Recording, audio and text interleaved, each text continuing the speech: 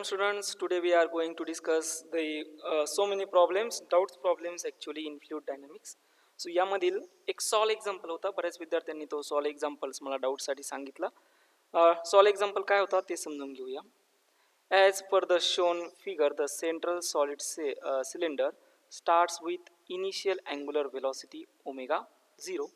Find out the time after which the angular velocity becomes half. या प्रॉब्लेममध्ये तुम्हाला विचारलं आहे टाईम किती असेल, त्या टाईम नंतर जी अँग्युलर वेलॉसिटी असेल, अँग्युलर वेलॉसिटी सगळ्यांना माहिती आहे ना कशाने दाखवतो, ओमेगाने दाखवतो असतो. म्हणजे हा ओमेगा या ठिकाणी इनिशियल अँग्युलर वेलॉसिटी म्हणलाय. हा इनिशियल वेलॉसिटी अँग्युलर वेलॉसिटी ही हाफ असेल, त्याच्यासाठी टाईम किती लागणार असा हा सिंपल प्रॉब्लेम तुम्हाला सांगितला आहे. यामध्ये डायग्रॅम दिलेली आहे, ही डायग्रॅम सर्वांच्या समोर आहे.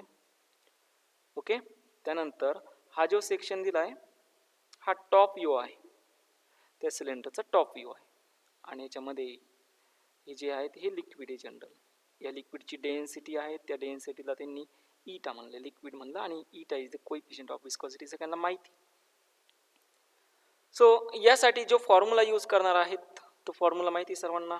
फॉर्म्युला असेल F is equal to eta multiply by A D V upon D Z. आणि हा जो फोर्स असतो हा फोर्स कुठला असतो, याला म्हणलं जातं दिस इज विस्कस फोर्स. बरोबर. आता यामध्ये this term D V upon D Z, याला दुसरं नाव आहे वेलॉसिटी ग्रेडियंट. हे सगळ्यांना माहिती, वेलॉसिटी ग्रेडियंट. आता ही जी वेलॉसिटी ग्रेडियंट आहे ती सगळ्यांना आपल्याला येतं ना, तिथं velocity gradient D V upon D X जर असेल तर याला घेतो आपण V two minus V one, आणि इथं नोट डाऊन करत असतो X two minus X one. Velocity divided by height याला म्हणतो आपण velocity gradient. So we have to represent this velocity in terms of omega. So V is equal to किती असतो R omega, तो इथं replace केला. बरोबर, म्हणजे ओमेगा मल्टिप्लाय बाय किती असेल आर वन, या ठिकाणी बघा मायनस किती असेल 0, इनिशियल किती आहे 0, आणि त्यानंतर आर टू मायनस काय असेल R one. R two minus R one म्हणजे आउटर रेडियस मायनस काय असेल इनर रेडियस. ह्या व्हॅल्यू इथे सबस्टिट्यूट करून दिल्या. एरिया जो असेल तो एरिया माहिती आहे, सिलेंडरचा एरिया 2 पाय आर स्क्वेअर असेल, इथं आर मल्टिप्लाय बाय लेंथ म्हणलेला आहे. ओके, इथं टाकला एरिया टाकलेला आहे 2 pi R multiply by L omega multiply by R one divided by R two minus काय आलं आर वन आलं. त्यानंतर हा जो टॉर्क असतो टॉर्कचा फॉर्म्युला माहिती, ज्यावेळेस अँग्युलर वेलॉसिटी प्रेझेंट आली म्हणजे ते रोटेटिंग टॉर्क असेल, आणि त्या रोटेटिंग टॉर्कचा फॉर्म्युला असतो force multiply by radius. So इथं फक्त व्हॅल्यू सबस्टिट्यूट करून दिलेले आहेत. बरोबर, म्हणजे हा R one and multiply by R one जातो आर वन स्क्वेअर, आणि multiply by this R one ते येऊन जातं R one cube omega multiply by L divided by R two minus काय असेल आर वन असेल. आणि obviously R two minus R one म्हणजे लिक्विडने ॲक्वायर केलेला हे जेवढं काही एरिया असेल, जेवढं काही डिस्टन्स असेल, हे लिक्विडने ॲक्वायर केलेलं डिस्टन्स आहे. ठीक आहे. टॉर्कचा formula I multiply by alpha, moment of inertia टाकला एम आर स्क्वेअर अपॉन 2. अल्फाची व्हॅल्यू, अल्फा म्हणजे काय असतो अँग्युलर ॲक्सिलरेशन, हे अँग्युलर ॲक्सिलरेशन असतं D omega upon rate of change of angular velocity with respect to time. Decrease होणार आहे त्यामुळे इथं घेणार आपण मायनस साईन. बरोबर, इथं आलं, व्हॅल्यू टाकून दिल्या, आणि नंतर फक्त काय करायला इंटिग्रेट करायला सुरुवात केली, म्हणजे डी ओमेगा आपण ओमेगा केलं, चेंज होणार आहे. काय पाहिजे आपल्याला, तर फायनल किती झाला पाहिजे हाफ झाला पाहिजे, अँग्युलर वेलॉसिटी किती झाली पाहिजे हाफ झाली पाहिजे. मग तेच इथं घेतलं आहे.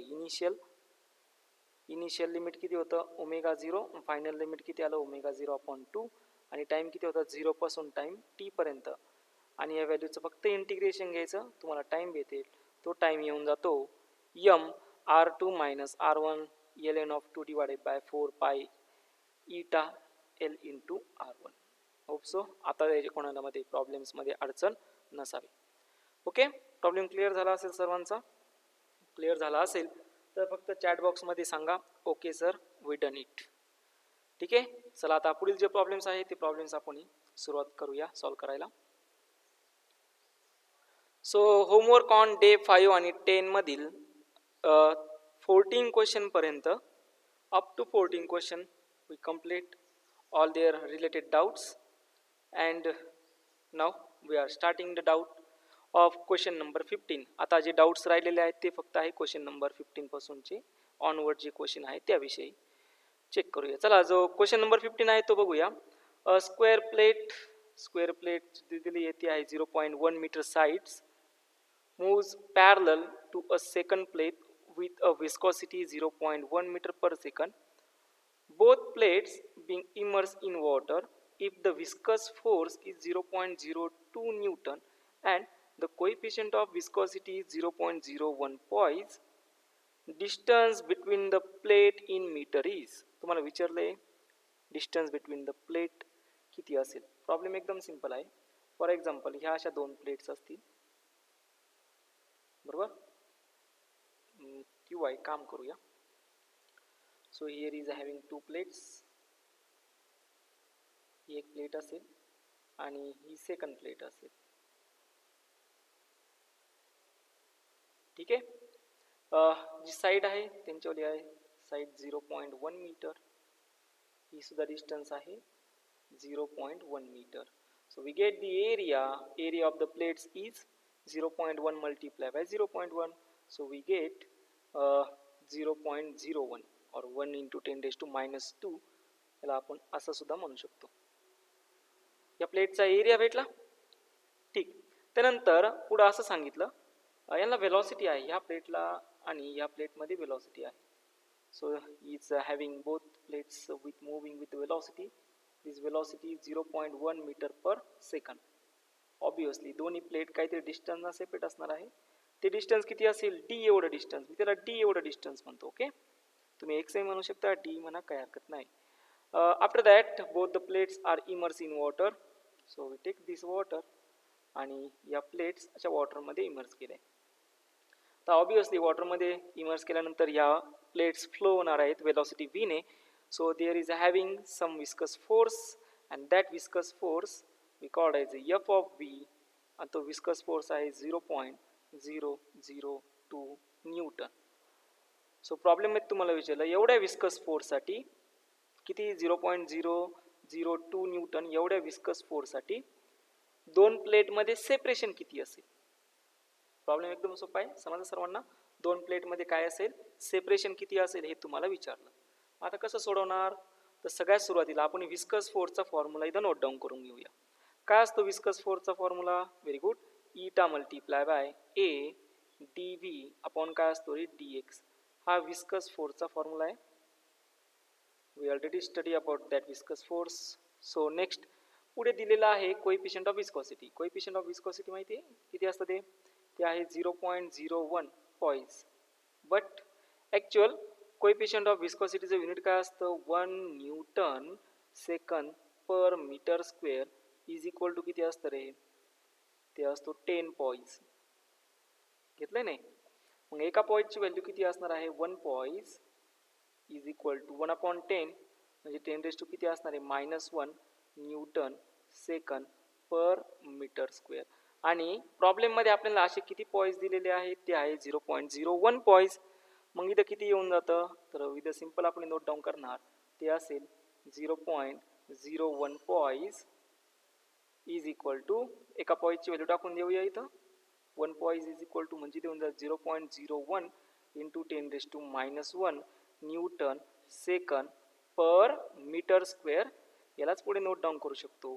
हे किती झाले 2 झाले 10 रेज टू -2 आणि हा -1 म्हणजे 1 into 10 raise to -3 newton into second per metre square. आता ही व्हॅल्यू आलेली आहे कोएफिशियंट ऑफ विस्कॉसिटीची. भेटला. कोएफिशियंट ऑफ विस्कॉसिटीची व्हॅल्यू भेटलेली असेल तर आता पुढे चालूया. जे आपलं इक्वेशन दिलेलं आहे ते इक्वेशन आहे दिस इज इक्वेशन 1. यामध्ये एरिया भेटला, फोर्स माहिती आहे, coefficient of viscosity, area, force माहिती आहे, वेलॉसिटी पण माहिती आहे, डिस्टन्स फाइंड करायचं. याच इक्वेशनला मी असंही नोट डाऊन करू शकतो viscous force is equal to eta A. इथं असेल velocity divided by distance. After that we have to find the distance. ते होऊन जातं इटा ए व्ही अपॉन काय असेल F. This is viscous force. So value टाकून देऊया. इटा किती आहे 1 into 10 raise to -3.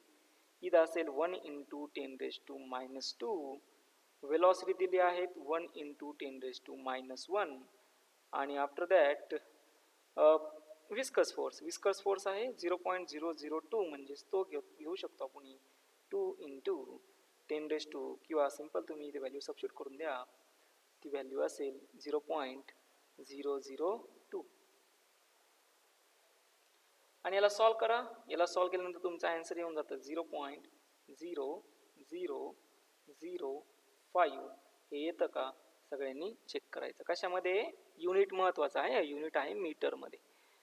Okay, so आपलं जे आन्सर आहे ते मीटरमध्ये ते येऊन जातं ऑप्शन डी 0.005 मीटर. ओके, सगळ्यांना प्रॉब्लेम समजला असेल असं कन्सिडर करतो. So now we proceed to the level 2 आणि लेवल 2 मधील प्रॉब्लेम नंबर 18 हा प्रॉब्लेम नंबर 18 आता डाऊटला आहे. चला मग प्रॉब्लेम नंबर 18 सॉल्व करूया. सो प्रॉब्लेम नंबर 18 इज बघा, 2 drops of the same radius are falling through air with a steady velocity and velocity is 5 cm per second. velocity दिलेली आहे 5 cm per second. पुढे असं आहे बघा, if the 2 drops collide the terminal velocity will be. आता 2 drop Coolidge याचा अर्थ काय? प्रॉब्लेम मध्ये काय दिलंय पहिल्यांदा ते समजून घेऊ. बघा या ठिकाणी असे छोटेसे 2 स्मॉल ड्रॉप्स असतील. So here is having 1 drop and after that is having another drop. ठीक है, these are the 2 drops and obviously these all 2 drops are moving with the velocity v आणि यांची velocity आहे ती velocity आहे 5 centimetre पर second. एका same velocity ना दोन्ही ड्रॉप असे खाली येत आहे.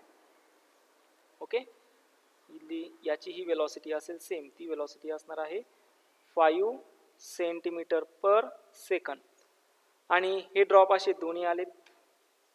इथं ग्राउंड सरफेस असेल, ठीक आहे, आणि ह्या ग्राउंड सरफेसवरती आल्यानंतर they are collide to each other and there formation will be 1 big drop. आता ऑब्विसली हेच सेम कन्सेप्ट आपली सरफेस टेन्शन मध्ये येणार आहे. ठीक आहे, सो ज्यावेळेस हे दोन्ही ड्रॉप्स सिंपल ज्यावेळेस इथं खाली एकत्र येतील ना या ठिकाणी, so both of the drops are falling in air.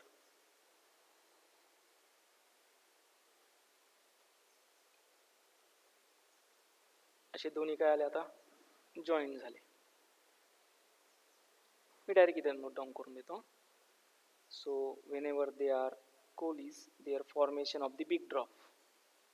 So here is the formation of big drop.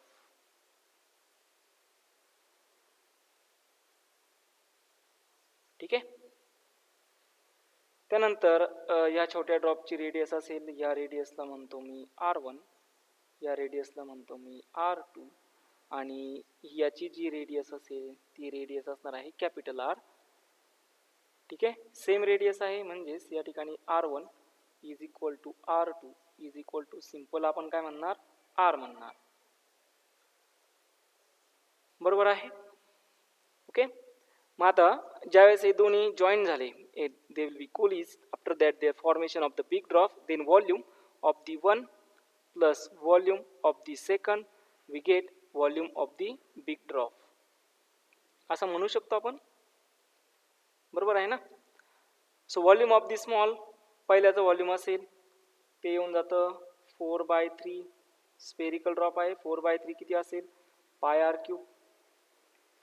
Second जो स्मॉल ड्रॉप आहेत त्याचाही व्हॉल्यूम असणार आहे 4/3 πr³ आणि हे दोन्ही एकत्र आले. After that there is a formation of big drop, ते असेल 4/3, याची रेडियस आहे पाय कॅपिटल R³. सगळ्या साईडला 4/3 पाय आणि 4/3 पाय काय होऊन जातील कॅन्सल होऊन जातील आणि ज्यावेळेस हे दोन्हीही कॅन्सल होऊन जातील त्यावेळेस किती होऊन जातं बघा, तर ते असेल R and this R will be same 2r³ is equal to असणार आहे कॅपिटल R³. बरोबर, आणि यावरून तुम्हाला कॅपिटल R याची व्हॅल्यू भेटते 2⁻1/3 मल्टिप्लाय बाय किती असेल स्मॉल r असेल. आता ही सिमिलर कन्सेप्ट हीच सिमिलर कन्सेप्ट आपण सरफेस टेन्शनमध्ये सुद्धा बघणार आहोत. एकदम सिंपल आहे बघा. बिकॉज असं का झालं रे, एक साधं सोपं याचं रिझन आहे. लिक्विड काय आहे, इनकम्प्रेसिबल आहे. इनकम्प्रेसिबल आहे म्हणजे याचं व्हॉल्यूम आणि याचं व्हॉल्यूम, व्हॉल्यूम 1 आणि व्हॉल्यूम 2 ज्यावेळेस एकत्र येणार त्यावेळेसच बिग व्हॉल्यूम फॉर्म होणार. Because liquid is incompressible. Incompressible असेल तर व्हॉल्यूममध्ये चेंजेस होत नाही, व्हॉल्यूम काय होत असतात, ॲड होत असतात. आणि याच्यावरतीच आपण सगळ्या कन्सेप्ट घेतलेल्या आहे. एका सेंटेन्सवरती लिक्विडच्या एकाच प्रॉपर्टीवरती आपण मॅक्झिमम फोकस केला आहे, तो म्हणजे लिक्विड इज इनकम्प्रेसिबल. क्लिअर झालं? ओके, ठीक आहे. मग आता आपल्याला काय भेटली, जो बिग ड्रॉप फॉर्म झाला त्याच्यावरती रेडियस भेटलेली आहे. ती रेडियस किती आहे, आर इज इक्वल टू, त्याला म्हणतो मी equation 1. This is equation 1. Capital R is equal to 2⁻1/3 multiply by small R. ठीक आहे, ओके. आता पुढे आपल्याला टर्मिनल वेलॉसिटीचं इक्वेशन बघायचं. मग टर्मिनल वेलॉसिटीचं इक्वेशन काय असतं, व्ही ऑफ टी. झालंय आपल्याला टर्मिनल वेलॉसिटीचं इक्वेशन 2/9 r²g अपॉन किती असतो, eta multiply by rho minus sigma असतं. हे घेतलंय terminal. This is the terminal velocity equation. या टर्मिनल वेलॉसिटीचं इक्वेशन काय असतं, तर ते terminal velocity is directly proportional to the काय असते, रेडियस स्क्वेअर. हे तर सगळ्यांना मान्य आहे. चॅट बॉक्समध्ये सांगा ओके. चॅट बॉक्समध्ये तुम्ही सांगू शकता येस ऑर नो. ठीक आहे, ओके. चला मग आता यालाच फक्त मी कम्पेअर करतो रेडियस सोबत, कारण की दिलेल्या प्रॉब्लेममध्ये मला रेडियस माहिती आहे आणि मला टर्मिनल वेलॉसिटीचं रिलेशन माहिती आहे. फक्त आता मी हे कोरिलेट करतो. म्हणजे वेलॉसिटी 1 ती डायरेक्टली प्रोपोर्शनल टू द असणार आहे r1². सिमिलर V2 ची सुद्धा असेल.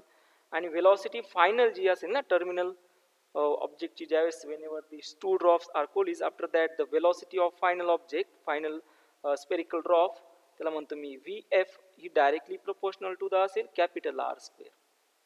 मग विचारलं काय तुम्हाला, VF फाईन करायचं म्हणजे टर्मिनल वेलॉसिटी ती असेल कशी असणार आहे, व्हेरी गुड, ते येऊन जातं बघा. Velocity VF divided by velocity of first or velocity of second, or we called as a velocity of small drop, is equal to असेल capital R divided by small r, ब्रॅकेटचं काय येऊन जाणार, square येऊन जाणार. मग आता velocity final divided by velocity small is equal to capital आरचं इक्वेशन 1 आहे ते येऊन जातं 2⁻1/3 स्मॉल r डिवाइडेड बाय इथं असेल स्मॉल r, ब्रॅकेटचं काय असणार आहे, square. Small r and small r get cancel. We get velocity final is equal to इथं असेल 2⁻2/3 मल्टिप्लाय बाय किती असणार आहे, Vs.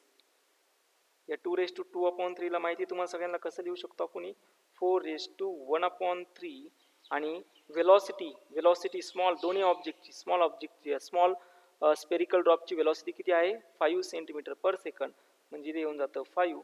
So we get the final object terminal velocity 5 × 4⁻1/3 कशामध्ये, सेंटीमीटर पर सेकंडमध्ये. आणि असं जे कुठं तुमच्याला ॲन्सर असेल ते ॲन्सर तुमचा ऑप्शन करेक्ट सांगत असतं. मग असा ॲन्सर कुठं आहेत, so we get option C is your correct answer. Clear झालंय सर्वांना, कन्फर्म. चलायचं पुढील प्रॉब्लेमला. ओके, आता या पुढील प्रॉब्लेम आहे प्रॉब्लेम नंबर 19 आणि प्रॉब्लेम नंबर 19 आपण सॉल्व्ह करूया. Problem number 19 is a ball of radius small r and density rho falls freely under gravity through a distance h before entering water. Velocity of ball does not change even on entering water. If the coefficient of water is eta, the value of h is given by. Problem एकदम interesting आहे. या टाईपचे problem आपण बऱ्याच वेळेस घेतलेले आहे. Problem काय बघूया. So this is the ball which is moving with velocity. Initial speed किती असेल, 0 असेल ऑब्वियसली. आणि ज्यावेळेस तो या सरफेसवरती पोहोचणार आहे, दिस इज द वॉटर सरफेस. या वॉटर सरफेसला ज्यावेळेस टच होणार फायनल वेलॉसिटी येऊन जाते. सगळ्यांना माहिती आहे v इज इक्वल टू किती असते, √2g h एवढी. ही तर वेलॉसिटी माहिती सर्वांना. आता पुढे त्यांनी असं सांगितलं की हा जो बॉल असेल ना, ज्यावेळेस या वॉटरमधून मूव्ह होणार आहे, ही त्याच्यावाली वेलॉसिटी असेल ऑब्वियसली, ही टर्मिनल वेलॉसिटी असते. आणि त्यांनी असं सांगितलं की ही टर्मिनल व्हेलॉसिटी चेंज होणार नाहीये. ठीक आहे ना. म्हणजे ज्यावेळेस किंवा असं असेल बघा, ज्यावेळेस तो वॉटरमध्ये फॉल होणार आहेत, मूव्ह होणार आहेत, त्यावेळेस velocity of ball does not change. कुठली व्हेलॉसिटी चेंज होणार नाही, टर्मिनल व्हेलॉसिटी नाही, सॉरी. या ठिकाणी जी v is equal to root of 2gh एवढी व्हेलॉसिटी असेल ती चेंज होणार नाही. मग तुम्हाला विचारलं किती हाईटवरून त्याला खाली सोडावं लागेल जेणेकरून v is equal to root 2gh is equal to किती आली पाहिजे, टर्मिनल व्हेलॉसिटी, त्यावेळेसची हाईट किती असेल, असा हा प्रॉब्लेम आहे. मग कसं सॉल्व्ह करणार, सगळ्यात सुरुवातीला आपण नोट डाऊन करून घेऊ टर्मिनल व्हेलॉसिटीचे इक्वेशन. काय असतं ते टर्मिनल व्हेलॉसिटीचे इक्वेशन, व्हेरी गुड. 2/9 इथं असेल R square, here is one more, G आणि तुमचा 9 सारखा नसायला नको, इथं असेल 2/9 आर स्क्वेअर जी अपॉन किती असेल इटा, पुढं असणार आहे रो मायनस सिग्मा. मी ऑलरेडी सांगितलंय this rho which is called as a density of object. Density of काय असतो, ऑब्जेक्ट, हे घेतलंय ना आपण. आणि सिग्माला आपण सिंपल म्हणत असतो density of liquid. So now in this situation they are given as a liquid is equal to आहे वॉटर. ते जे लिक्विड दिलेलं आहे ते कुठलं आहे, वॉटरचं आहे. मग आता टर्मिनल व्हेलॉसिटीचं इक्वेशन काय होऊन जातं बघा, टर्मिनल व्हेलॉसिटी, वॉटरची डेन्सिटी माहिती तुम्हाला किती असते, ती 1 असते, बरोबर. सो इथे येऊन जाणार आहे 2/9, इथं असेल आर स्क्वेअर जी अपॉन किती असणार आहे इटा, इथं असेल रो मायनस किती असणार आहे 1. आणि पुढे त्यांनी असं सांगितलं की तिची व्हेलॉसिटी जी आहे ती व्हेलॉसिटी चेंज होणार नाही. So we simply say that terminal velocity is equal to किती असेल, रूट 2gh एवढी. म्हणजे जेवढ्या व्हेलॉसिटीवरती त्या सरफेसवरती फॉल झालता तीच व्हेलॉसिटी त्याच्यावाली बॉटम पर्यंत सुद्धा असेल. सो सिंपल ही व्हॅल्यू इथं फक्त सबस्टिट्यूट करून घेऊया. सो इथं असेल रूट ऑफ 2gh, इथं असणार आहे 2/9, बरोबर आहे. इथं असेल R square rho minus 1. So simple जे सोल्युशन मध्ये दिलेलं आहे त्यानुसार फक्त आपण याला अरेंज करूया. सो इथं असणार आहे रो मायनस 1 डिवायडेड बाय असणार आहे इटा मल्टीप्लाय बाय काय असेल जी. स्क्वेअरिंग करूया दोन्ही साईडची. स्क्वेअरिंग जर केली तर ते येऊन जातं 2gh, बरोबर आहे. इथं असणार आहे 4/81, इथं असेल r रेज टू 4, इथं असणार आहे रो मायनस 1 डिवायडेड बाय इटा, ब्रॅकेटचं काय असेल स्क्वेअर असेल आणि पुढं काय असणार आहे जी स्क्वेअर असेल. मग आता काय होतं बघूया.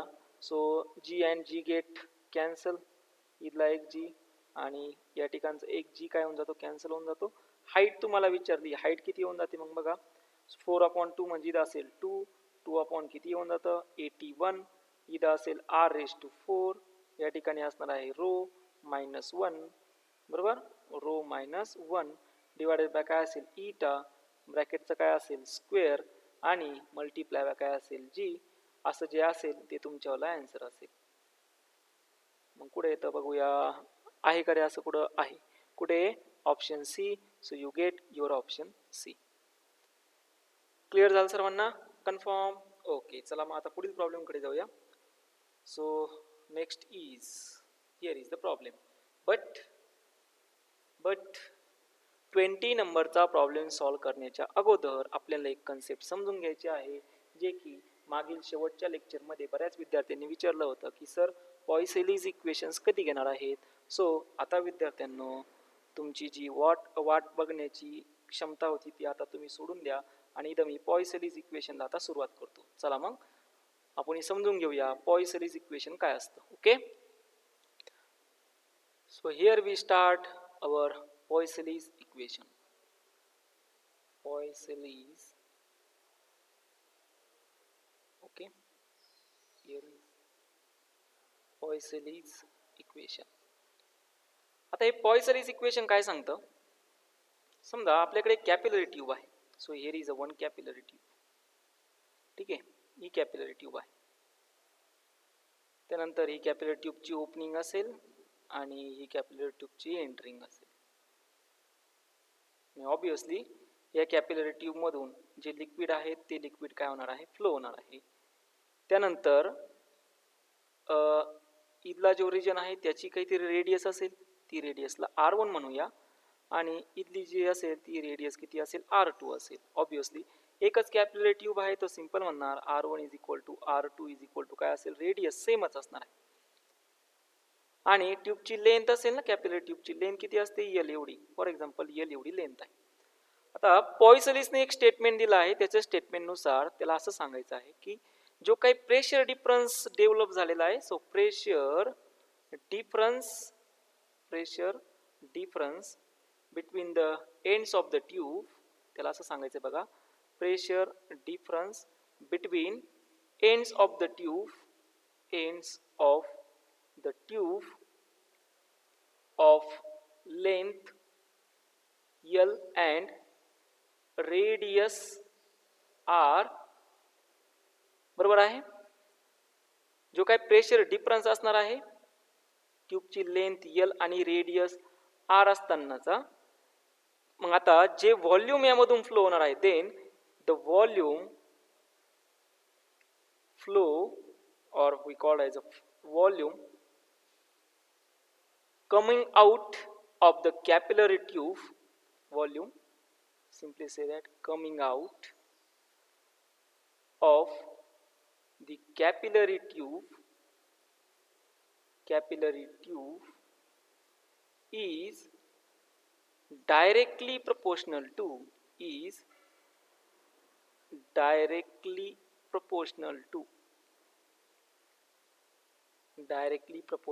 first point. बघा त्याला असं सांगायचं आहे की या ट्यूबमध्ये जो काही प्रेशर डिफरन्स तयार झाला ना, ऑब्विसली या ट्यूबमध्ये काहीतरी प्रेशर डिफरन्स तयार झाला असेल, तो प्रेशर डिफरन्स किती असेल, P एवढा असणार आहे. मग हा जो प्रेशर डिफरन्स असेल, या because of that pressure difference काहीतरी लिक्विड याच्यामधून बाहेर येणार आहे. मग जो rate of flow of liquid असेल किंवा rate of flow of volume त्या लिक्विडचं जे असेल ते volume directly proportional to the येऊन जातं. So first of all this volume is directly proportional to the pressure difference between the tube. So first point त्यांनी असं सांगितलं की जे व्हॉल्यूम यामधून फ्लो झालं ते डायरेक्टली प्रपोर्शनल टू द असेल pressure difference between the tube. Here is a first point, बरोबर. त्यानंतर सेकंड पॉईंट त्याला असं सांगायचं आहे, हे जे व्हॉल्यूम बाहेर आलंय, rate of flow of volume in a steady fluid is again directly proportional to fourth power of its radius.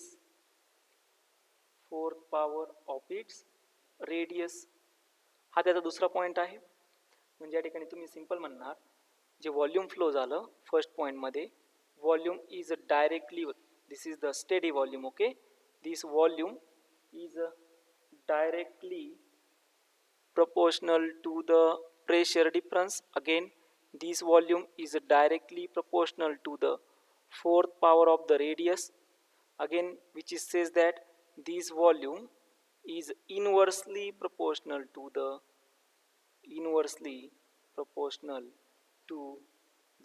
coefficient of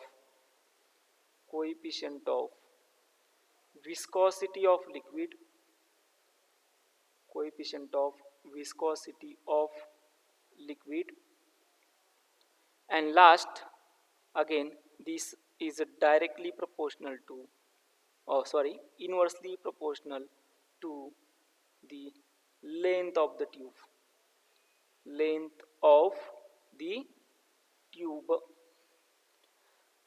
so या ठिकाणी त्यांनी 4 पॉईंट सांगितले. Flow of volume is directly proportional to the pressure, flow of volume is directly proportional to the fourth power of its radius, again flow of volume is inversely proportional to the coefficient of viscosity of liquid, and flow of volume is inversely proportional to the length of the tube. आता तुम्हाला सर्वांना एक question पडला असेल की सरांनी आम्हाला equation of continuity शिकवलेलं आहे. त्या इक्वेशन ऑफ कंटिन्युटीमध्ये साधं सोपं आपल्याला समजतं A1 V1 is equal to A2 multiply by काय होता V2 होता, बरोबर ना. मग याच्यावर मला किती स्पीड ना याच्यामधून लिक्विड बाहेर येऊ शकत होतं हे समजत होतं की एरिया जर मिनिमम असेल तर वेलॉसिटी मॅक्झिमम असते, एरिया मॅक्झिमम असेल तर वेलॉसिटी मिनिमम असते. But in this problems they are किंवा पॉइसलीस स्टेटमेंटनुसार त्यांनी असं सांगितलं की वेलॉसिटी तर तुम्हाला माहिती आहे पण rate of flow of volume किती असेल. म्हणजे हा जर पाईप घेतला, ही जर कॅपिलरी ट्यूब घेतली, याची रेडियस R1 एवढी असेल आणि एक दुसरी कॅपिलरी ट्यूब घेतली, फॉर एक्झाम्पल ही एक कॅपिलरी ट्यूब घेतली. आता याची रेडियस ओके आणि ही रेडियस डिफरंट आहे म्हणजे R2 इज लेस दॅन काय झालं रे R1 असेल. आता तुम्ही यावरून व्हेलॉसिटी तर सांगू शकता पण क्वेश्चन असा आहे व्हॉल्यूम जे लिक्विड असणार आहे ते लिक्विड किती रेट ऑफ फ्लो आणि बाहेर येऊ शकतं किंवा व्हॉल्यूम किती भेटू शकतं आपल्याला. म्हणजे यामधून बाहेर येताना असता व्हॉल्यूम किती असेल लिक्विडचं आणि यामधून बाहेर पडताना याचं व्हॉल्यूम किती असेल, ह्या लिक्विडचं व्हॉल्यूम किती असेल, या लिक्विडचं व्हॉल्यूम किती असेल. सो पॉइसेलिस इक्वेशननी आपल्याला साधं सोपं सांगितलं की ज्यावेळेस प्रेशर डिफरन्स क्रिएट होणार त्यावेळेस ऑब्वियसली व्हॉल्यूम जे असेल ते डेव्हलप होणार आहे. जे व्हॉल्यूम बाहेर पडणार प्रेशर डिफरन्समुळे व्हॉल्यूम काय होणार फ्लो होणार आहे कॅपिलरी ट्यूबमधून. मग जे व्हॉल्यूम या ट्यूबमधून बाहेर येणार आहे त्यांनी असं सांगितलं की ते व्हॉल्यूम जे असेल ते directly proportional to the pressure असेल, directly proportional to the fourth power of its radius असेल, inversely proportional to the coefficient of viscosity असणार आहे आणि inversely proportional to the length of the tube असेल. So Poiseuille's is already given about the equation about the volume. मग त्यानंतर हेच volume आपण steady volume म्हणतो याला. This steady volume is directly proportional to the pressure, directly proportional to the fourth power of its radius of the capillary tube, inversely proportional to the coefficient of viscosity of the liquid and length of the tube. आणि काहीतरी proportionality constant टाकावा लागतो. तो proportionality constant आपण टाकूया K is equal to असेल P R raised to 4 divided by येऊन जातो eta multiply by L आणि ह्या proportionality constant ची व्हॅल्यू असते pi upon 8 एवढी. किती असते pi upon 8. So we get the volume coming out through the tube ते असेल pi P R raised to 4 upon 8 eta multiply by L एवढं व्हॉल्यूम त्या ट्यूब मधून बाहेर येत राहणार आहे. ठीक आहे. त्यानंतर हेच व्हॉल्यूम मी असंही रिप्रेझेंट करू शकतो. This volume is equal to P upon R. P upon काय असेल R असेल आणि हा जो R असतो हा R मला रिप्रेझेंट करता येतो.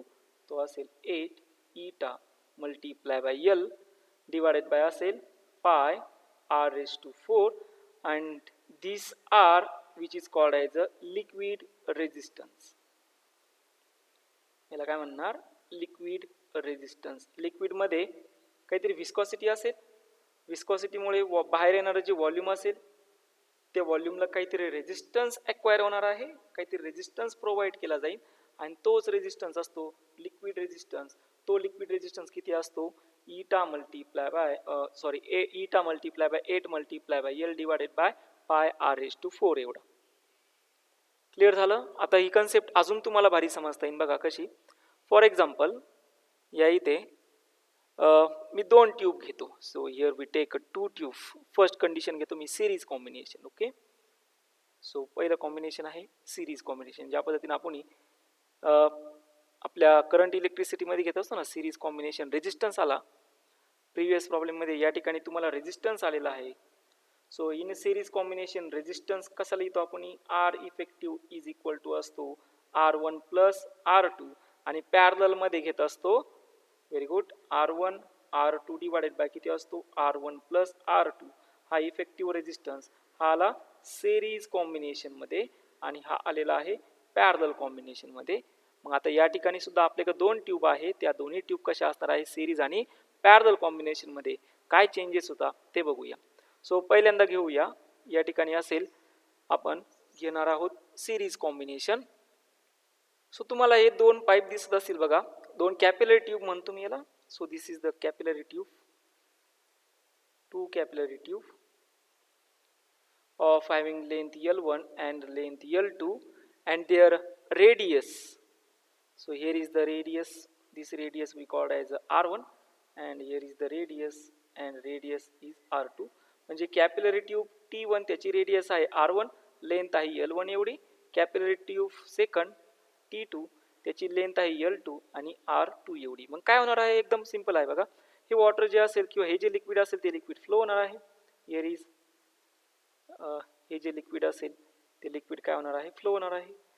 आणि यामधून बाहेर येणारं लिक्विड पहिल्या लेंथ L1 मधून आणि L2 मधून, आता हे दोन्ही कॉम्बिनेशन झाले, कॉम्बिनेशन मध्ये अटॅच झालेले आहे, सिरियली अटॅच झालेले आहे.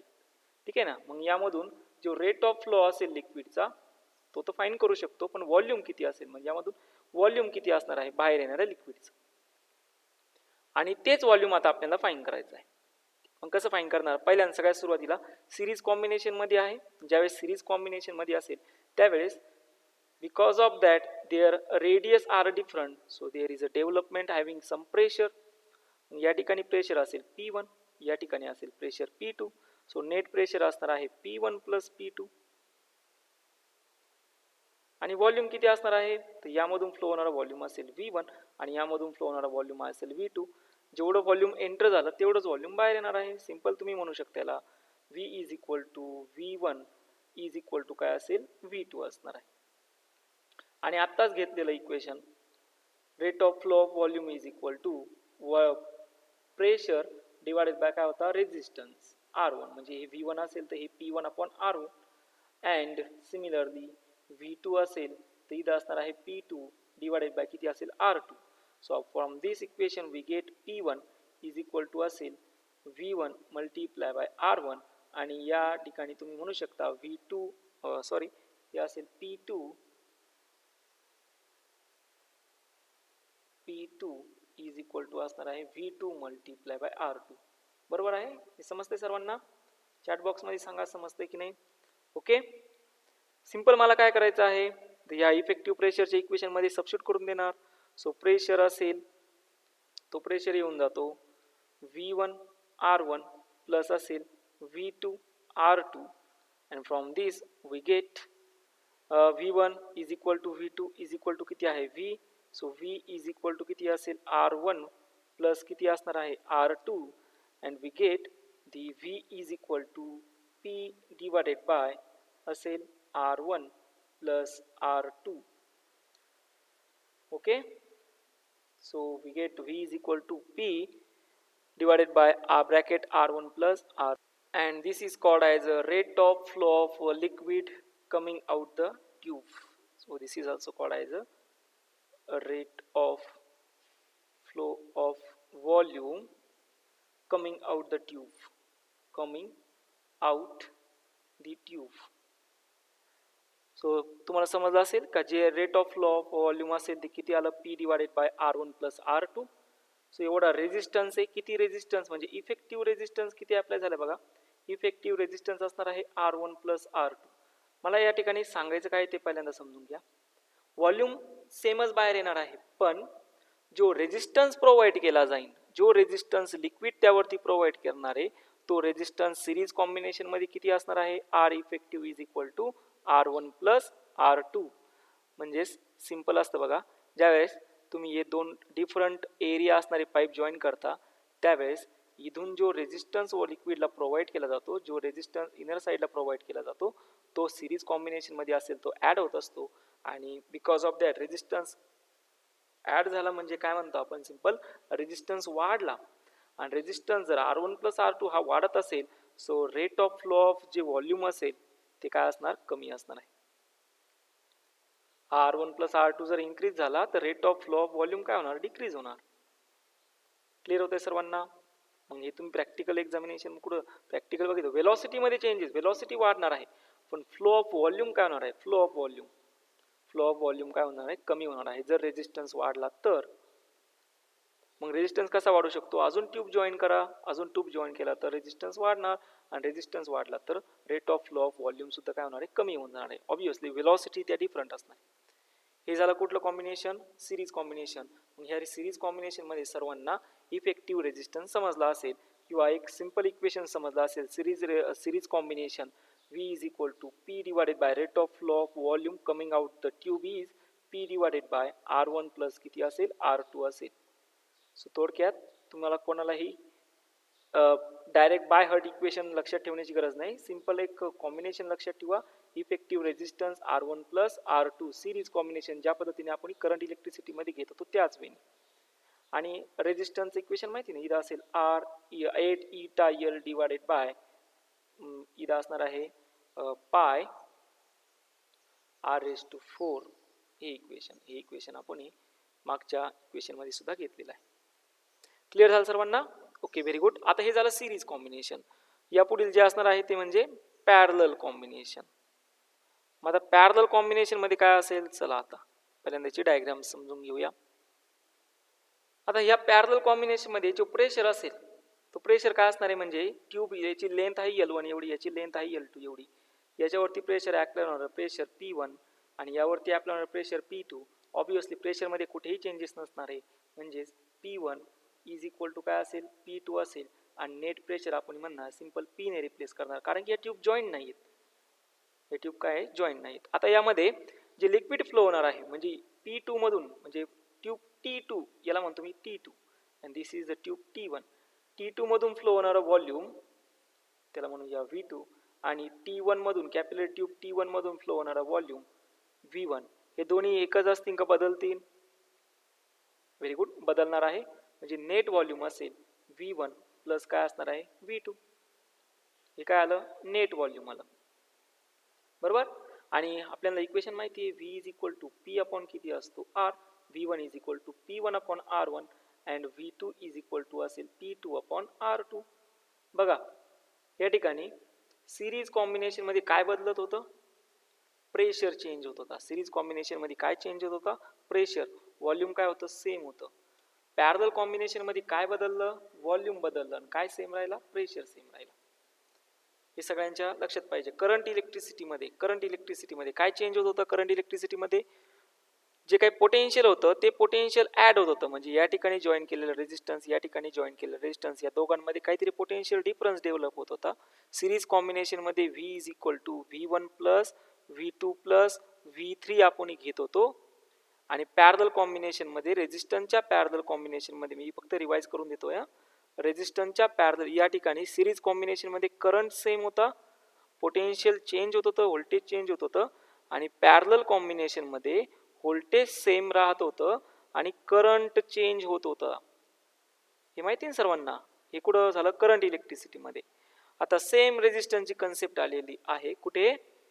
व्हेरी गुड, फ्लुइड डायनॅमिक्स मध्ये. त्यामध्ये येऊन जातं चेंज होणारं प्रेशर, लिक्विडचं चेंज होणारं प्रेशर सिरीज कॉम्बिनेशन मध्ये ऍड होतं P1 प्लस P2 आणि व्हॉल्यूम सेम असतं. पण तेच जर आपण पॅरलल कॉम्बिनेशन मध्ये गेलो तर या ठिकाणी प्रेशर सेम असतं, प्रेशर डिफरन्स सेम असतो आणि काय बदलतं? व्हॉल्यूम बदलतं. सो जे इक्वेशन 2 आहे त्यामध्ये व्हॅल्यू सबस्टिट्यूट करून देऊया. So V is equal to, बघा या ठिकाणी V1 किती असणार आहे? ते आला आहे P1 अपॉन R1 आणि V2 किती असणार आहे? ते असेल P2 upon R2. So we get the steady volume, we called as a net volume flowing out the tube is P multiply by 1 upon R1 plus 1 upon किती असणार आहे? R2 असणार आहे. So we get the simply volume is equal to P, here we get P divided by काय असेल? R effective. आणि या ठिकाणी तुम्हाला 1 अपॉन R इफेक्टिव्हची व्हॅल्यू भेटते, ती असते 1 upon R1 plus 1 upon R2. Okay. So series combination मध्ये रेजिस्टन्स ऍड होता, पॅरलल कॉम्बिनेशन मध्ये रेजिस्टन्स काय होता? 1 upon R1 plus 1 upon R2 divide होत चालता. ओके, पॉइंट क्लिअर झाला? So this is about the पॉइसनचे इक्वेशन्स. सो पॉइसनचे इक्वेशन मध्ये आता कोणाला काही प्रॉब्लेम नसावेत, फक्त तुम्हाला व्हॅल्यू लक्षात ठेवायची आहे. R इज इक्वल टू 8 इटा L डिवाइडेड बाय पाय R⁴. आणि व्हॉल्यूम मध्ये आणि रेजिस्टन्स मधले रिलेशन काय आहे? V is equal to P upon R. Volume flow, rate of flow of the volume, or we simply say that volume coming out the tube is inversely proportional to the radius. आणि हे radius नाही म्हणता येणार, sorry, resistance. Okay, ते volume कोण decide करणार, तर resistance decide करणार. जेवढा रेजिस्टन्स मिनिमम असेल, जेवढा रेजिस्टन्स मिनिमम असणार तेवढं rate of flow of volume और volume coming out the tube हे काय असेल, मॅक्झिमम असेल. कन्सेप्ट क्लिअर झाली. So next problem number 20 is the rate of steady volume flow of water through a capillary tube of length L and radius R under a pressure difference of P is V. बघा रे, rate of flow of steady volume दिला आहे, under the pressure difference is V आणि length दिलेली आहे L. So ही आहे tube first, ज्याची length आहे L1 एवढी आणि ज्याची रेडियस आहे R एवढी. ओके, ठीक आहे, पुढे बघूया. Next, here is a next.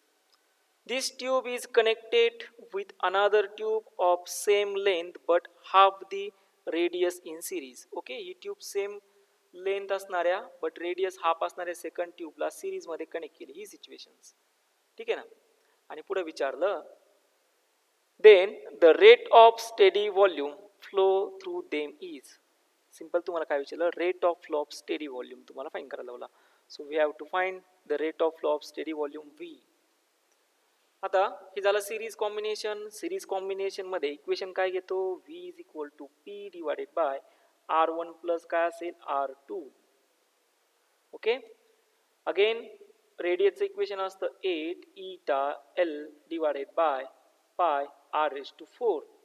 हे जर R1 असेल तर याला आपण स्मॉल R1 म्हणणार. Similarly R2 is equal to असेल 8 eta L divided by pi R2 raise to 4 and they are given R2 is equal to half of the radius first. बरोबर आहे. मग याला इथं फक्त सबस्टिट्यूट करून द्या. सबस्टिट्यूट करून दिल्यानंतर ते येऊन जातं R2 is equal to 16 multiplied by R1. बरोबर.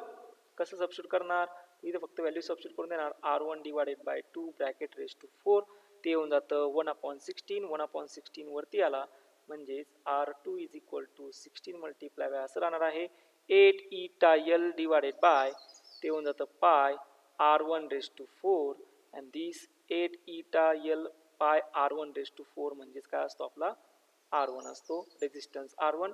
So we get the value of resistance R2 in terms of R1 आणि ती व्हॅल्यू इथं सबस्टिट्यूट करून देऊया. ते येऊन जातं volume is equal to P divided by R1 plus 16 R1, हे येऊन जातं V divided by P divided by 17 R, काढायचं R1 and P divided by R1. That means we simply say that V1 is equal to P1 divided by काय असेल R1 असेल. So we get flow of steady volume is V upon 17. किती आलं, V upon 17. So असा option कुठे आहे, V upon 17. Here is V upon 17. Option B is your actual answer. Okay, clear झालं सर्वांना, कन्फर्म. ठीक आहे, आता या पुढील प्रॉब्लेम जे आहे ते आपण नेक्स्ट लेक्चरला कंप्लीट करूया. समजला असेल तर कमेंट बॉक्समध्ये सांगत चला. Lecture is okay. Okay, thank you, bye.